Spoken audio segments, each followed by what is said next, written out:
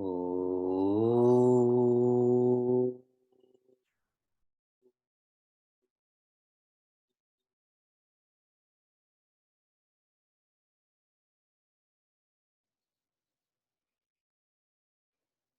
Oh.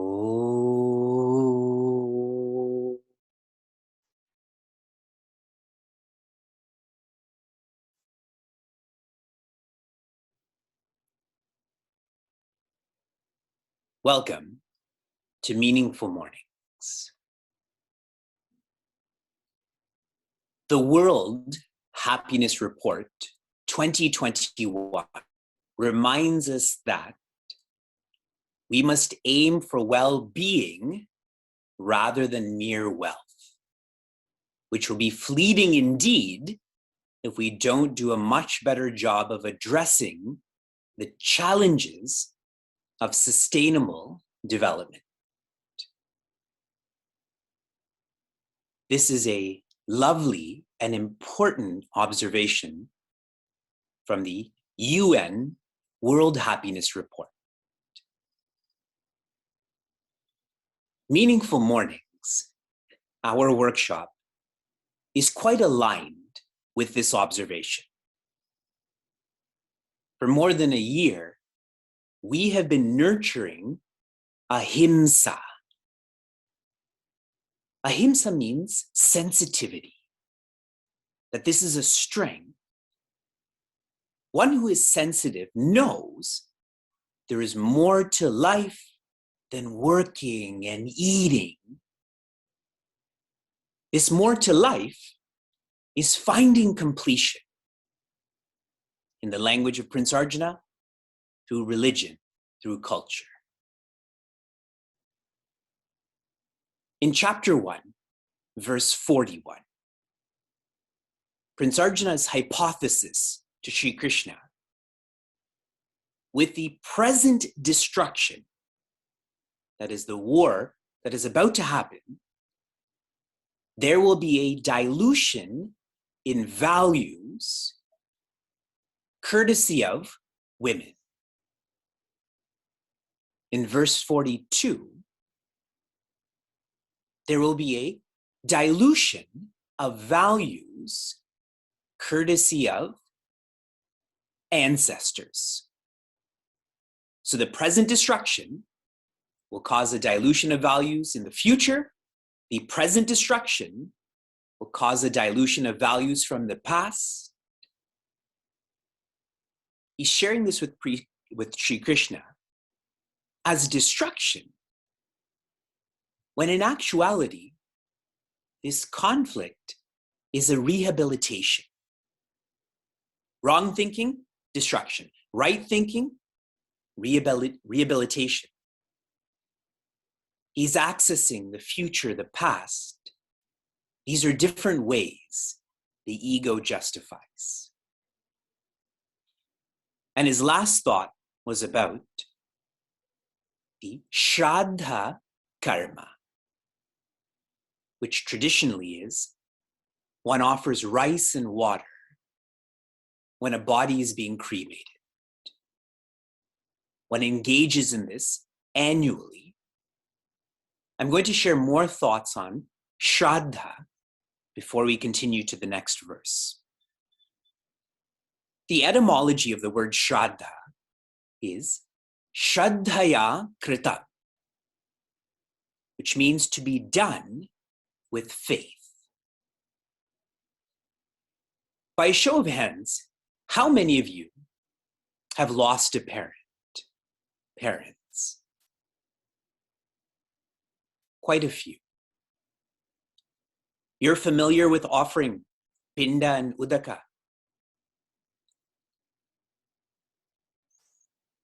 This offering of pinda and udaka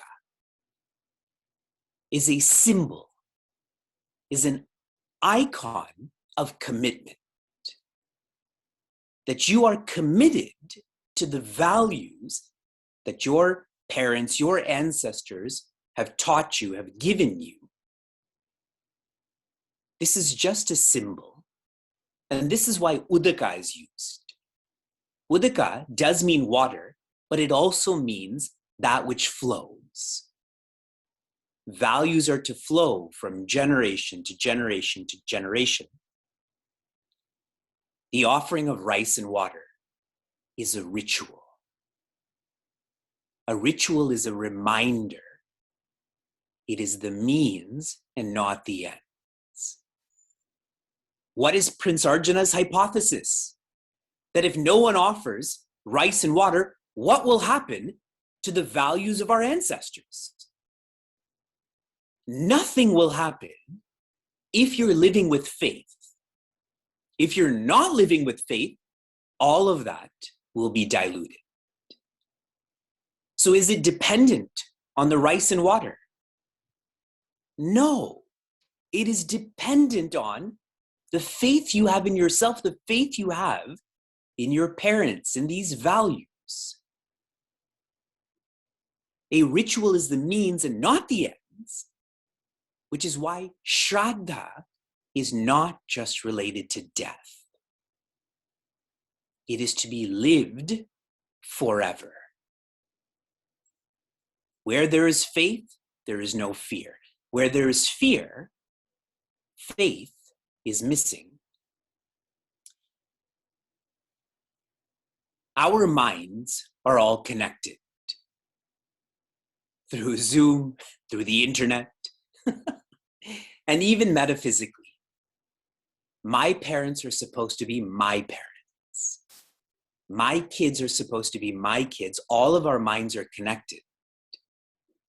The mind is subtle. The body is gross. Even when the body passes on, our minds are still connected. And so if we live a value-oriented life, who are we benefiting? Obviously ourselves, but also our parents, our ancestors, because our minds are still connected. You think of you dying, if the people you care for, your siblings, your nieces, your nephews, if they lived in a faith-based way, wouldn't you be happier? More relieved? And so finally, another tradition that goes along with the Shraddha karma is that you feed brahmanas.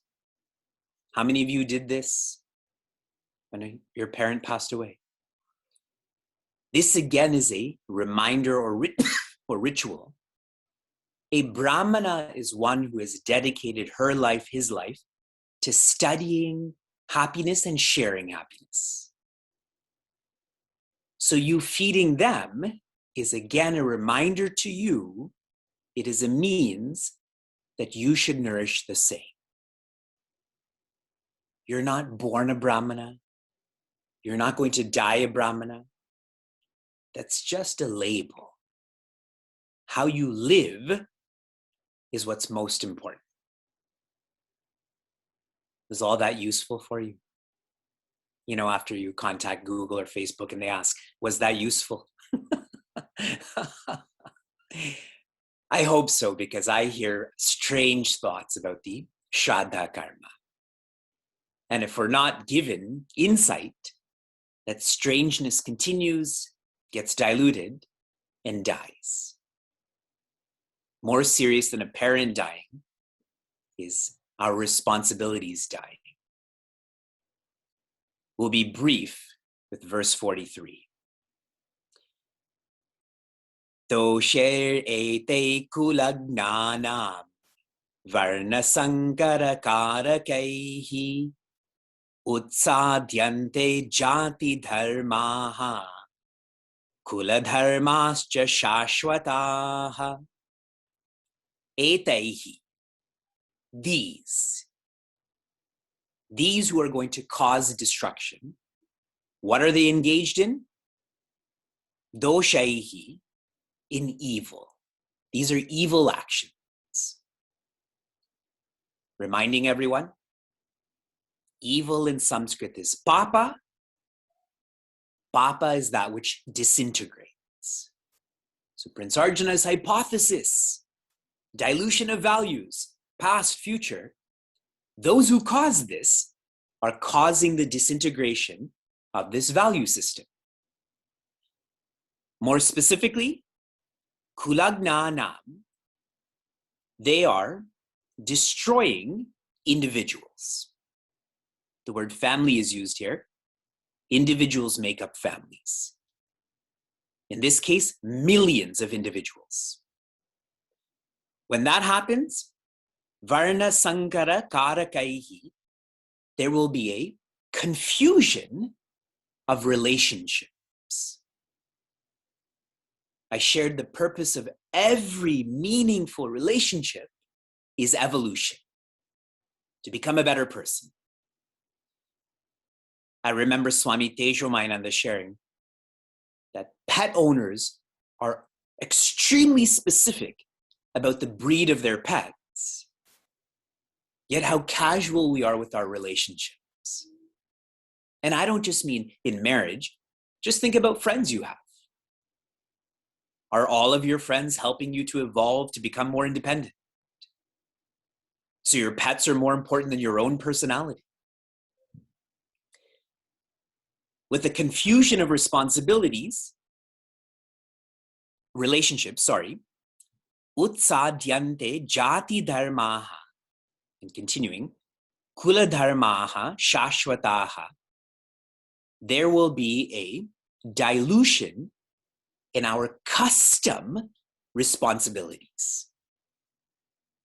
Whether it's a kula dharma, a family responsibility, jati dharma, a communal responsibility, there will be a dilution.